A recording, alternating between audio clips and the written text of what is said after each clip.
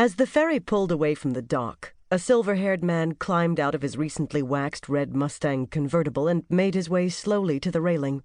He was natty in a blue and white striped silk blazer, pink linen shirt, and white Sea Island cotton slacks. He'd always dressed with a dramatic flair. Most men wouldn't dare. He'd always been willing to dare. Bob Smith rested his arms on the white railing.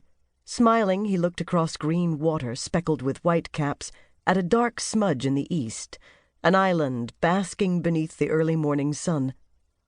The warm, moist air was rich with the heady scent of salt water. Gulls squalled overhead. He was aware of an eagerness that he'd not felt in years, an impatience for moments to pass so something wonderful might happen.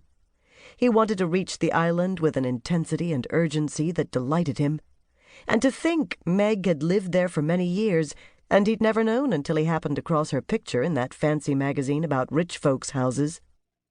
He'd picked up the heavy, slick magazine that day at the doctor's office, something to look at while he waited. Maybe he'd known even then that the news would not be good.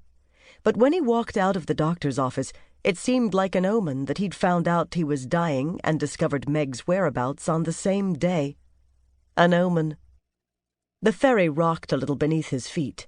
He caught the railing, enjoyed the movement. He had always liked to be on the go.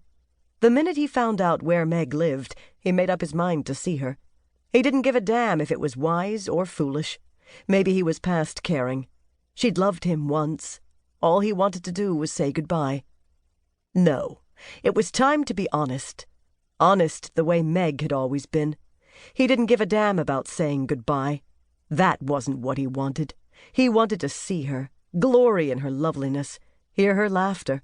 He'd never forgotten her. Had she forgotten him? Pamela Potts was tempted to call and say she couldn't come. It wasn't that she didn't like Mrs. Heath. Oh, yes, of course, Meg. Mrs. Heath insisted that Pamela call her Meg. Pamela didn't feel comfortable using her first name.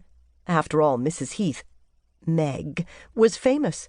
Oh, well, perhaps not famous, but certainly anyone who read People magazine knew her name. A cover girl model who'd been linked to so many leading men, even those much younger than she. She was still a beauty, though she must be near 60. Dark hair with only the faintest hint of silver, huge dark eyes, chiseled features classic as any Grecian sculpture. Even when she rested, thin and pensive, on a chaise longue, her presence dominated the room. When she laughed, well, there was something wicked about her laughter. It made Pamela think... Pamela felt her cheeks flame. Really, Mrs. Heath, Meg, shouldn't tell anyone about some things. And she knew she embarrassed Pamela.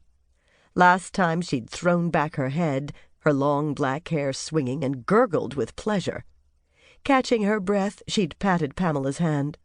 "Sweetie, you are simply too good. That's why I can tell you everything. Oh, it's been a grand life, Pamela." A grand life. Pamela pushed away the quick thought that no one would ever term her own life grand. She'd stayed home with her invalid mother for many years. She hadn't finished college, so there weren't many jobs open to her. She didn't have the skills demanded in the computerized world. She'd managed to stay afloat because the house, a little 2-bedroom frame, was paid for, and she had inherited several CDs from her mother. She was very careful about money. She had to be, because there was barely enough for food and taxes and medical expenses. It was frightening the way interest rates had dropped. There was less and less money and not a dime for extras. But that was all right. She volunteered all over the island, and she was active at church, helping out when there was illness or death.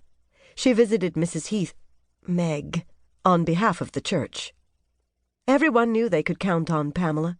So she'd go to the Heath house this morning. Perhaps she could direct Mrs. Heath's thoughts more to the eternal